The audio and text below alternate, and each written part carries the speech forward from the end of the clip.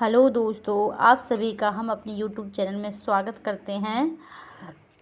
Class high school की home science पढ़ा रहे हैं। फर्स्ट चैप्टर होम मैनेजमेंट द्विगुत्री क्वेश्चन हम अति लघु पढ़ा चुके हैं, थ्योरी भी पढ़ा चुके हैं, एमक्यू क्वेश्चन पढ़ा चुके हैं। अब ये 2 क्वेश्चन हैं, आज ये पूरे करा के अगले सेकंड चैप्टर में पहुंचेंगे।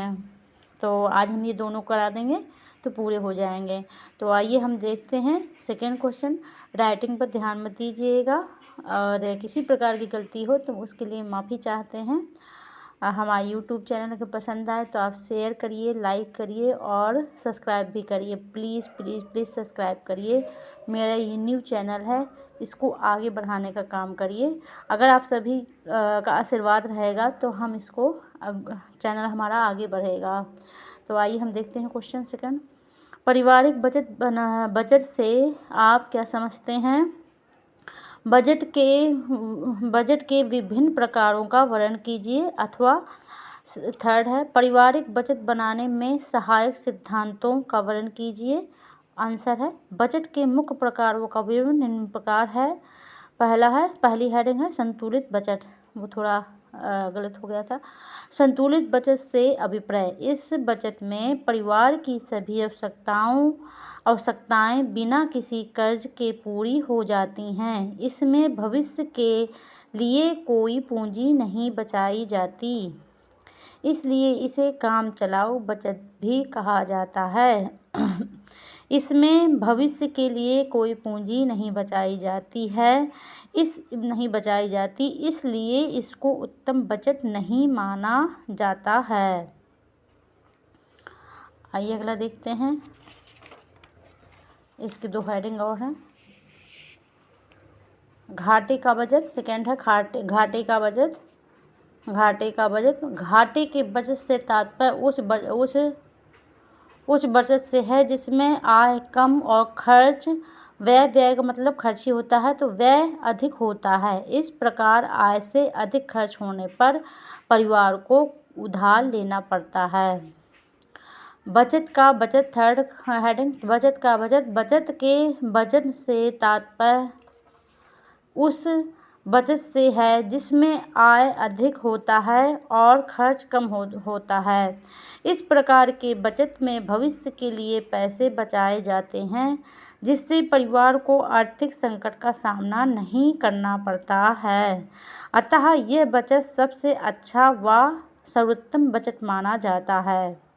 आइए अगला चैप्टर देखते हैं। ये कुछ हेडिंग है। ये थर्ड की हेडिंग है। पारिवारिक बजट बनाने में सहायक सिद्धांत व बजट बनाते समय ध्यान रखने योग्य बातें। प्रत्येक परिवार को अपनी आय के अनुसार अपनी परिवार की आवश्यकताओं को पूरा करने के लिए व्यावहारिक बजट का निर्माण करना चाहिए। पारिवारिक बजट बनाते समय ध्यान रखने योग्य आवश्यक बातों का ज्ञान होना आवश्यक होता है। फर्स्ट है, परिवार की आय की जानकारी। पारिवारिक बजट बनाते समय परिवार की कुल आय का सही जानकारी होना चाहिए कि परिवार में जो हमें धन प्राप्त होता है, जिससे हमारे घर का खर्च चलता है, वो आय आखिर आ कहाँ से रही है। या हमारे पिताजी किसी प्रकार के कृषि कर रहे हैं या उद्योग धंधे कर रहे हैं या कोई दुकान है, इसकी जानकारी होनी चाहिए। उसी प्रकार से बचत बनाना चाहिए। आइए हम देखते हैं हमारे घर का खर्च कहाँ से चल रहा है। जैसे वेतन मिल रही है या कृषि से पैसे आ रहे हैं या भवन किराए से आ रहा है या उद्योग आदि चल रहा है, से प्राप्त आय के बारे में जानकारी प्राप्त कर लेनी चाहिए। अगली हेडिंग देखते हैं सेकंड, परिवार के सदस्यों की आवश्यकताओं का निर्धारण।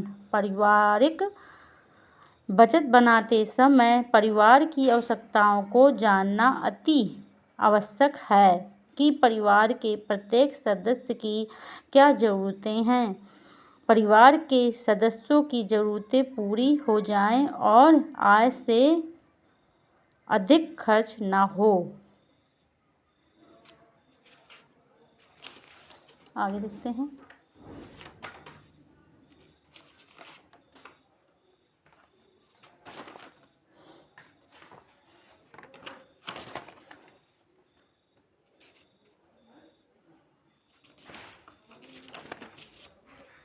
हाँ, थर्ड क्वेश्चन, पारिवारिक बचत के प्रावधान का सिद्धांत। थर्ड क्वेश्चन, थर्ड हेडिंग है।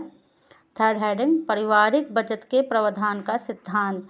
बचत बनाते समय इस बात का ध्यान रखना चाहिए इस बात का ध्यान रखना जरूरी नहीं है कि बचत करने का कोई नियम है। अपने सभी आवश्यक काम को करने के बाद जो पैसे बचते हैं उसी को पारिवारिक बचत कहते हैं। आप पहले अपने परिवार के प्रत्येक सदस्यों की ज़रूरतों को पूरा करें, उसके बाद जो पैसे बचें उसी को पारिवारिक बचत कहते हैं। ये नहीं कि आप पूरे पैसे बचा कर रख लें और ज़रूरतों को पूरा ना करें। अपनी ज़रूरतों को, अपने परिवार के ज़रूरतों को ना पूरा करें बल्कि पूरे पैसे बचा के रख लें, तो इसको बचत नहीं कहते हैं, इसको कंजूसी कहते हैं। चौथा हेडिंग है, आकस्मिक आवश्यकताओं की वस्तुता संबंधी सिद्धांत। पारिवारिक बचत बनाते समय कुछ अचानक से समस्याएं उत्पन्न हो जाती हैं। उनके लिए बचत करके कुछ पैसे रखना चाहिए। जैसे कि अचानक से किसी की तबीयत खराब हो जाती है या कोई दुर्घटना हो जाती है तो उसके लिए थोड़े थोड़े पैसे बचा के रखने चाहिए, उसी को आकस्मिक आवश्यकता की व्यवस्था कहते हैं। और पांचवी हेडिंग है, भविष्य के नियोजन संबंधी सिद्धांत। बचत बनाने में इस सिद्धांत को भी मान्यता प्रदान की गई है। इसमें बच्चों की उच्च शिक्षा, विवाह आदि पर भविष्य के लिए खर्च में से कुछ पैसे बचाकर रखना चाहिए। अगर हमारा YouTube चैनल आपको पसंद आया हो, हमारा पढ़ाना, हम इजी लैंग्वेज में बहुत ही सरल शब्दों में पढ़ा रहे हैं। यदि आप सभी को हमारा पढ़ाना अच्छा लगा हो तो प्लीज़ लाइक करिए, शेयर करिए, सब्सक्राइब करिए और सब्सक्राइब की संख्या बढ़ाइए प्लीज़। हम इंटर की और हाई स्कूल की दोनों ही होम साइंस पढ़ाएंगे। ये जो हाई स्कूल में होम मैनेजमेंट के क्वेश्चन हैं, ये PGT TGT में भी होम मैनेजमेंट के क्वेश्चन हैं। अगर आप सभी का सपोर्ट रहेगा तो हम आगे भी ऐसे पढ़ाएंगे। तो प्लीज़ लाइक करिए, शेयर करिए, सब्सक्राइब करिए प्लीज़।